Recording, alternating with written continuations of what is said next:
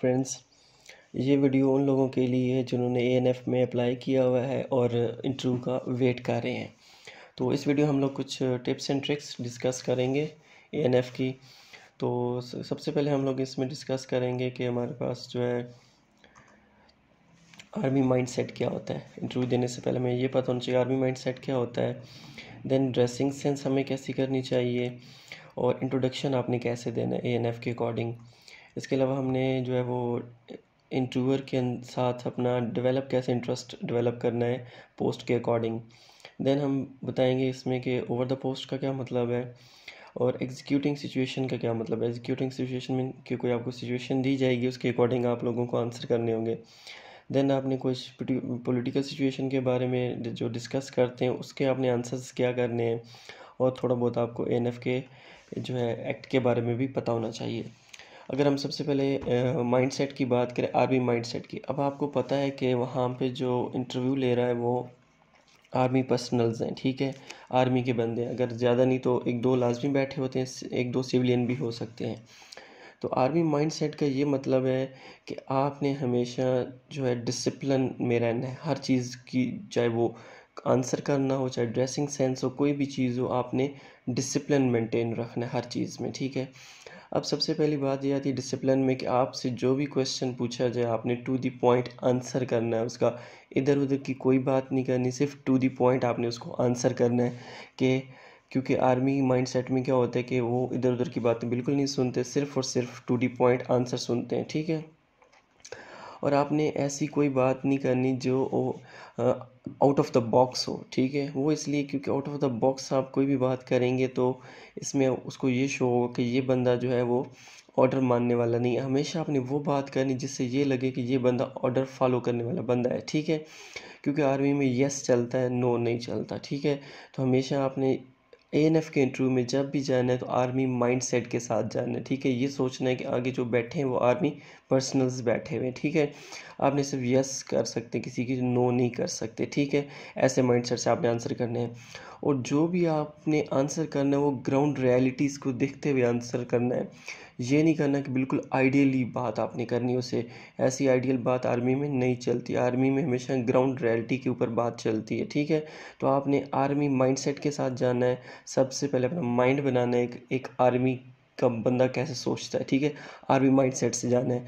अगर आप civilian mindset से जाएंगे तो पहले आपको बता दूं कि आपका इंटरव्यू ख़त्म हो जाएगा उधर ही, क्योंकि जब आप आर्मी माइंडसेट से जाएंगे तो आगे बंदा भी आर्मी वाला बैठा है तो आपका इंटरव्यू के चांसेस ज़्यादा हो जाएंगे। अच्छा, सबसे उसके बाद हम लोग बात करते हैं ड्रेसिंग सेंस की, ठीक है। ड्रेसिंग सेंस क्या होना चाहिए।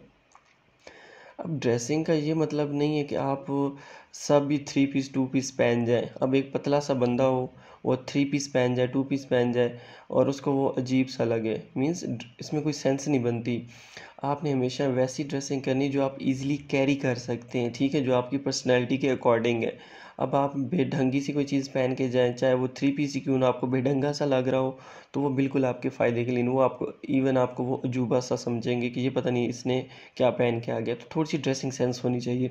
अगर आपको शलवार कमीज़ पर्सनैलिटी के अकॉर्डिंग ईजी कैरी करना आती है तो आप वो पहन लें, ठीक है। अगर आपको ये टू पीस अच्छा लगता है तो वो आप पहन लें। बस आपने इसके अकॉर्डिंग करना है कि आप उसको ईजिली कैरी कर सकें, ठीक है, ड्रेस को कैरी कर सकें। मीन्स कि आपके चलते हुए ये फील ना हो कि पता नहीं इसने कोई अपने ऊपर बोझ उठाया हुआ है, ठीक है। बस ऐसी चीज़ पहननी है कि वो बंदा आपके ड्रेस को ना देखे बल्कि आपकी लुक को देखे, ठीक है। क्योंकि जब आपकी ड्रेसिंग में और लुक में कंट्राडिक्ट आता है तो बंदा फिर आपकी ड्रेसिंग को देखता है कि इसकी ड्रेसिंग कैसी है और इसकी आउटलुक कैसी है। तो आपने हमेशा वही ड्रेसिंग करनी है जो थोड़ी बहुत सेंस बनती हो। अब आपने ये नहीं करना कि शलवार कमीज़ के नीचे भी जोगर पहन के चले जाए, नहीं, उसके अकॉर्डिंग वो शूज़ पहनने हैं जो उसके अकॉर्डिंग अच्छे लगते हैं, ठीक है। बकाया आप जो मर्ज़ी पहन के चले जाएं पर आपने ये सेंस आपकी ड्रेसिंग सेंस अच्छी होनी चाहिए, ठीक है। ड्रेसिंग सेंस आपकी ख़राब नहीं होनी चाहिए, ठीक है। उसके बाद हम लोग आते हैं इंट्रोडक्शन पे। अब इंट्रोडक्शन हमारे यहाँ क्या होता है कि हमेशा रटा रटाया इंट्रोडक्शन जो है वो सुना देते हैं। भाई इंट्रोडक्शन रटा रटाया आपने नहीं सुनाना, उसको उसको भी पता है, वो कोई छोटा बच्चा नहीं है। काफ़ी एक्सपीरियंस बंदा बैठा हुआ है, और उसको ये नहीं बताना आपने कि मैंने ये एजुकेशन मैट्रिक कहाँ से पास की, एफएससी कहाँ से की, मास्टर कहाँ से किया। भाई उसके पास आपकी सब कुछ ऑलरेडी पड़ा हुआ है, तो उसको बताने की ज़रूरत नहीं है कि आपका इंट्रोडक्शन में क्या क्या चीज़, उसके सामने फाइल सब कुछ पड़ा हुआ है। आपने सारी चीज़ें नहीं बतानी, ठीक है। और शुरू नहीं हो जाना इंट्रोडक्शन में। इंट्रोडक्शन हमेशा छोटा देना है और प्रिसाइज देना है। अगर आपको इंग्लिश आती है तो वेल एंड गुड है, इंग्लिश में बोल दें। अगर नहीं आती तो उर्दू में बोले, इंग्लिश में बोलने की ज़रूरत नहीं है।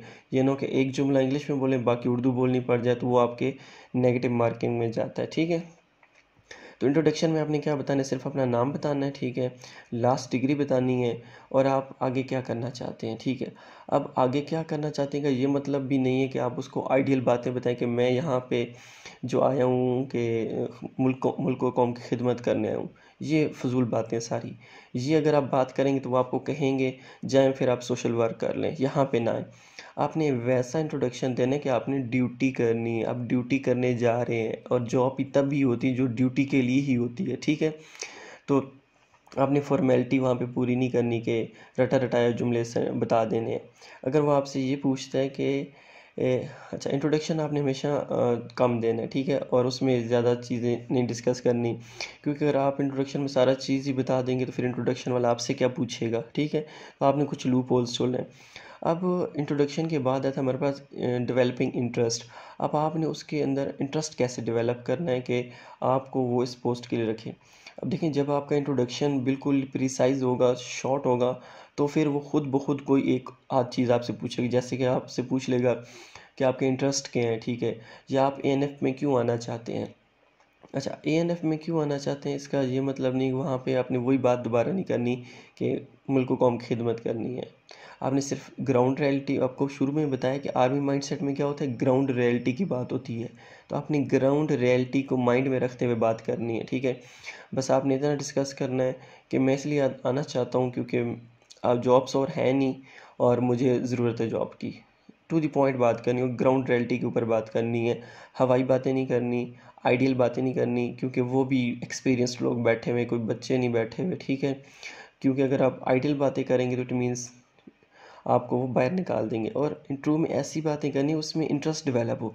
अब इंटरेस्ट कैसे डेवलप होगा, जो भी आपने आंसर करना है, एक तो लॉजिक के अकॉर्डिंग आंसर करना है, और रीज़न देनी है अपनी। चाहे वो, अगर लेट्स सपोज आप किसी चीज़ को नो भी कर रहे हैं तो उसकी रीज़न देनी है, वैलिड रीज़न देनी है, बिला वजह नहीं देनी बस मेरा दिल नहीं करता। नौकरी में या ड्यूटी में कोई दिल शिल की बात नहीं होती, उसमें सिर्फ रीज़न या लॉजिक चलता है, ठीक है। और जो भी रीज़न या आप लॉजिक देंगे उसके पीछे कोई ना कोई ग्राउंड रियलिटी भी होनी चाहिए, ठीक है। अगेन आइडियल बातें आपने नहीं करनी उसके सामने। तो आपने जब आप एक बात का आंसर लॉजिकली और रीज़न के साथ देंगे तो अगले जो जो इंटरव्यूअर होगा उसके दिल में इंटरेस्ट डेवलप होगा। जैसे उसमें इंटरेस्ट डेवलप होगा आपसे वो और क्वेश्चंस करेगा, ठीक है। अगर आप जैसे आपने इंट्रोडक्शन में कुछ लूप होल्स छोड़ेंगे ना अपने बारे में, सारी चीज़ें नहीं बताएंगे, कुछ लूप होल्स छोड़ेंगे, तो वो खुद ब खुद आपसे पूछेगा आप कि इसके बारे में क्या ख्याल है, इसके बारे में क्या ख्याल है। तो आपने बिल्कुल लॉजिक के लिए आंसर करना है, रीज़न के अकॉर्डिंग आंसर करना है, क्योंकि इधर उधर की फेंकेंगे तो वो आपसे बोर हो जाएगा। अगर आप लॉजिक से आंसर करेंगे और टू द पॉइंट बात करेंगे तो उसमें इंटरेस्ट डेवलप होगा, और उससे और बातें भी आपसे पूछेगा। और जितना आप उसमें इंटरेस्ट डेवलप करेंगे अपने बारे में, उतने ही मार्क्स आपको यहीं पे मिल जाएंगे। अगर आपने इंटरेस्ट डेवलप नहीं किया तो आपका समझे मार्क्स कम है। आपने देखा होगा कुछ लोगों का इंटरव्यू लेंथी होता है, कुछ का बिल्कुल शॉर्ट होता है। उसमें रीज़न सिर्फ यही होती है कि जो लॉन्गर इंटरव्यू देते हैं वो इंटरेस्ट डेवलप कर रहे होते हैं उस इंटरव्यूअर के अंदर, और जिनका शॉर्ट होता है वो इंटरेस्ट डेवलप ही नहीं कर पाते उसके अंदर, ठीक है। तो वो बस फॉर्मेलिटी पूरी कर लेते, वो भी बस सुन लेते हैं। और एक और बात आपने जहन में रखनी है कि इंटरव्यूअर से एक स्टेप आगे नहीं जाना, आपने हमेशा उससे एक स्टेप अपने पीछे रहना है। अगर आप उससे आगे जाने की कोशिश करेंगे तो फिर आपको पता है वो भी एक्सपीरियंस बंदे होते हैं, किसी को अपने से आगे जाने नहीं देते और फिर फंसा लेते हैं, ठीक है।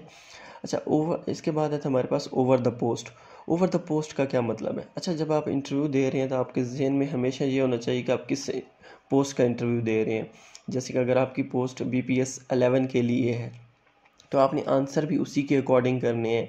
अब एक बंदी की अगर पोस्ट है BPS 11 और अगर वो आंसर करता है BPS 16 वाले, तो डेफिनेटली मैं आपको लिख के देता हूँ कि आप फेल हैं इंटरव्यू में। वजह क्या है, वजह ये है कि अगर आप BPS 11 वाला बंदा BPS 16 वाले आंसर करेगा या उसके अकॉर्डिंगली जवाब देगा, तो इट मीन्स आर्मी वाले ये समझते हैं कि ये बंदा ऑर्डर फॉलो करने वाला नहीं है, ये हर बात पे बहस करने वाला होगा ये, क्योंकि ये इंडिकेशन होता है कि अगर आप अपनी पोस्ट से ज़्यादा एक्सपीरियंस्ड हैं या ज़्यादा आपके पास एजुकेशन, तो आप ओवर क्वालिफाइड होते हैं। आपने अक्सर सुना होगा कि ओवर क्वालिफिकेशन की वजह से निकाल देते हैं, नहीं रखते। वो इसी वजह से नहीं रखते कि वो ये समझते हैं कि ओवर क्वालिफाइड जो होता है वो बात नहीं मानता, और इदारे का मकसद ही क्या होता है, रूल ऑफ लॉ को रेगुलेट करना। अगर एक बंदा अपनी पोस्ट से ज़्यादा वाली बातें करना शुरू हो जाए तो इट मीन्स के इदारे के अंदर रूल एंड रेगुलेशन नहीं होंगी। अगर रूल एंड रेगुलेशन इदारे के अंदर ही नहीं होंगी तो बाहर क्या करेंगे वो, तो इदारा तो वो किसी काम का नहीं रहेगा।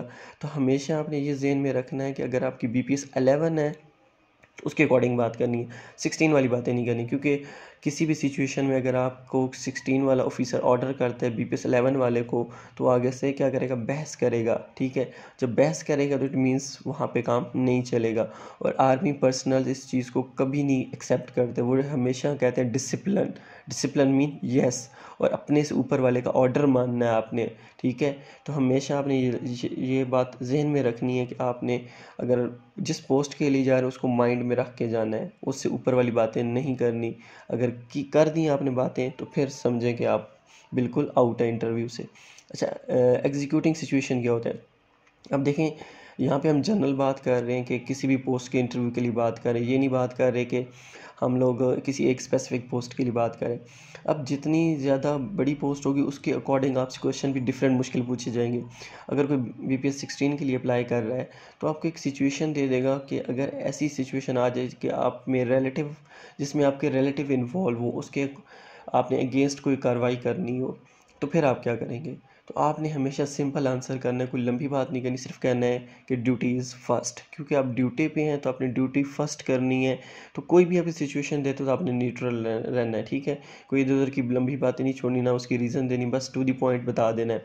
और हमेशा ये ज़हन में रखना है कि ड्यूटी इज़ फर्स्ट। ठीक है, तो आपने ये लाजमी देखना है, जो भी सिचुएशन दे रहे हैं, जिस टाइप की मर्जी सिचुएशन दे रहे हैं आप उसको हैंडल कर लेंगे। उसके बाद आता है पोलिटिकल सिचुएशन। अच्छा, इसमें ये आता है ना, कोई भी आपको कहता है कि किसी पार्टी के दरमियान कंपैरिजन करें, तो आपने ये नहीं बताना कौन सा अच्छा कौन सा बुरा है, बस आपने ये बताना है कि ये आवाम की इंटरेस्ट में ये बेहतर है, ये आवाम की इंटरेस्ट में बेहतर नहीं है। तो अगर आपसे पूछते हैं ना कि आपकी पार्टी कौन सी है, तो आपने सिर्फ सिंपल आंसर करना है कि जो पार्टी गवर्नमेंट में है वही हमारी पार्टी है, क्योंकि सरकारी लोगों की वही पार्टी होती है जो गवर्नमेंट में होती है, उनकी अपनी कोई पार्टी नहीं होती। ठीक है, तो पॉलिटिकल सिचुएशन को आपने अवॉइड करना है और न्यूट्रल आंसर करना है, ज़्यादा इसमें इंडल्ज नहीं होता, क्योंकि आर्मी वाले पॉलिटिकल लोगों को वैसे भी पसंद नहीं करते। ठीक है, तो ये थोड़ा सा आपने इसका ध्यान रखना है। नेक्स्ट आप आ जाए ANF एक्ट के बारे में। अब आप जिस पोस्ट के लिए अप्लाई कर रहे हैं तो लाजमी बात है आपको ये भी पता होना चाहिए कि हमारे पास जो ANF एक्ट है वो क्या है, थोड़ा बहुत इसके बारे में आपको नॉलेज होनी चाहिए। और इसके अलावा ANF एक्ट के अलावा आपको जो है वो अपनी पोस्ट के बारे में भी पता होना चाहिए, एंड देन कुछ जनरल नॉलेज के क्वेश्चंस वगैरह आपको आने चाहिए। अब इसका ये मतलब नहीं कि आपको फिर सारा कुछ आना चाहिए, अगर नहीं आता तो कोई इश्यू नहीं है। इंटरव्यू का मतलब ये नहीं है कि आपका नॉलेज चेक कर रहे हैं, इंटरव्यू का मतलब है आपकी पर्सनैलिटी को चेक करें, आपके माइंड को चेक कर रहे हैं, आपकी नॉलेज को नहीं चेक कर रहे। ठीक है, तो ये कुछ चीज़ें थी जो मैंने आपसे डिस्कस करनी थी। फिर भी अगर कोई पॉइंट रह गया हो तो आप मुझे बता सकते हैं, और कोई भी डिफ़िकल्टी आपको होती है इंटरव्यू के बारे में या कोई बात नहीं समझ आती तो आप अगेन मुझसे पूछ सकते हैं। ठीक है, ओके, होपफुली आपके लिए काफ़ी हेल्पफुल वीडियो रहेगी। ओके, अल्लाह हाफिज़।